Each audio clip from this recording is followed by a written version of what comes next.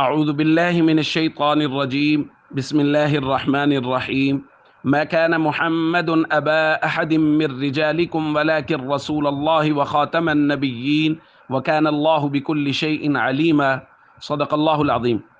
اللہ تعالیٰ قرآن کریم میں ارشاد فرماتے ہیں، مسلمانوں، محمد صلی اللہ علیہ وسلم تمہارے مردوں میں سے کسی کے والد نہیں، اور آپ اللہ کے رسول اور خاتم النبیین ہیں۔ اور خاتم النبیین مطلب نبیوں میں سے آخری نبی ہیں، اور اللہ تعالیٰ ہر چیز کو خوب اچھی طرح سے جاننے والا ہے۔ دوستو، ختم نبوت کا اتفاقیہ قرآن، حدیث، اجماع سے ثابت عقیدہ ہے، اور اس قدر سختی کی گئی ہے ختم نبوت کے مسئلہ میں کہ علماء نے لکھا ہے اگر کسی شخص نے حضور علیہ الصلاۃ والسلام کے بعد نبوت کا دعویٰ کیا اور کوئی مسلمان اس شخص کے پاس چلا گیا یہ دلیل مانگنے کے لیے کہ تمہاری نبوت کی دلیل کیا ہے، تو دلیل مانگنے سے ہی یہ شخص دائرہ اسلام سے خارج ہو گیا، کیونکہ یہ قرآن کے خلاف چلا گیا کہ قرآن نے تو حضور کو خاتم النبیین کہا ہے، اور یہ اس کے پاس چلا گیا کہ اگر اس کی دلیل سمجھ میں آ جائے گی تو میں اس کو مان لوں گا۔ تو دوستو، یہ ختم نبوت کا عقیدہ اسلام کی اساس اور بنیاد میں ہے۔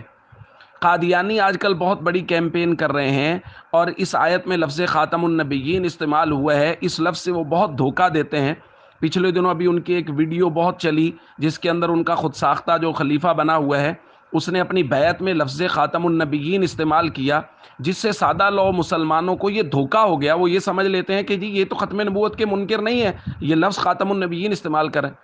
دیکھیں، وہ خاتم النبیین کے لفظ کی تشریح غلط کرتے ہیں۔ ہمارے یہاں خاتم النبیین کا مطلب ہے جیسے کسی چیز پر اگر مہر لگ جائے تو وہ چیز بند ہو جاتی، اسی طرح حضور کے آنے سے نبوت کو مہر لگ گئی، اب حضور کے بعد کوئی نبی نہیں۔ وہ اس کی تشریح یہ کرتے ہیں کہ خاتم النبیین کا معنی ہے حضور نبیوں کی مہر ہے، جس پر حضور مہر لگا دیں گے وہ نبی بن جائے گا، تو حضور نے مرزا قادیانی پر مہر لگا دی تو وہ نبی بن گیا۔ اب دیکھیں کتنا بڑا فرق ہے، اور انہوں نے خاتم النبیین کے لفظ سے دھوکہ دے لیا سادہ لو مسلمانوں کو۔ اور دوسری بات یہ کہ یار یہ جب ان کی طرف سے کوئی بھی ویڈیو آئے تو اس ویڈیو کو خدا کے لیے ہم لوگ تو شیئر نہ کیا کریں۔ ہمارے مسلمان شروع ہو جاتے ہیں، لاکھوں کی تعداد میں لوگوں نے مسلمانوں نے یہ ویڈیو شیئر کی ہے قادیانیوں کی، جس کے اندر ان کی بیعت شیعت ہو رہی تھی، حالانکہ اس کی حقیقت بھی کوئی نہیں تھی، اس کے پیچھے ایک بہت بڑا فراڈ تھا، لیکن یہ کہ ہم نے دھڑا دھڑ اس کو شیئر کر دیا لوگوں تک۔ نہ اس طرح کی ویڈیو شیئر کیا کریں جس سے ان کو ہی بالآخر فائدہ ہو رہا ہوتا ہے۔ تو اس لیے ختم نبوت کا عقیدہ ہم اس پر تفصیل سے بات کریں گے، بہت اہم عقیدہ ہے۔ قادیانیوں سے اپنے آپ کو دور رکھیں، ان سے بچائیں، تاکہ خدا نخواستہ ہماری یا ہماری اولادوں کے عقیدے خراب نہ ہوں۔ نبی کریم صلی اللہ علیہ وسلم نے ایک حدیث میں ارشاد فرمایا،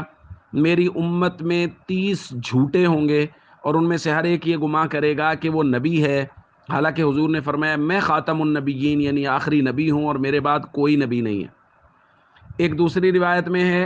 حضور علیہ الصلاۃ والسلام نے ارشاد فرمایا، میری اور سابقہ انبیاء کی مثال اس عمارت کی سی ہے جو خوبصورت عمارت بنائی گئی، لیکن اس کے اندر ایک کونے میں ایک اینٹ نہیں رکھی گئی، وہ چھوڑ دی گئی۔ فجعل الناس یطوفون به ویعجبون له، لوگ اس کے ارد گرد گھوم رہے ہیں اور اس کی خوبصورتی پر تعجب کر رہے ہیں۔ ویقولون، لیکن ساتھ ساتھ یہ کہہ رہے ہیں، ہلا وضعت هذه اللبنہ، یہ اینٹ کیوں نہیں رکھی گئی؟ فانا اللبنہ وانا خاتم النبیین، حضور نے فرمایا وہ نبوت کی عمارت کی آخری اینٹ میں ہوں، محمد صلی اللہ علیہ وسلم، اور حضور نے فرمایا میں خاتم النبیین ہوں، میرے بعد کوئی نبی نہیں۔ دوستو، وضاحت کے ساتھ عقیدہ ختم نبوت جس طرح قرآن میں بیان ہوا، اسی طرح احادیث میں، اور بہت ساری احادیث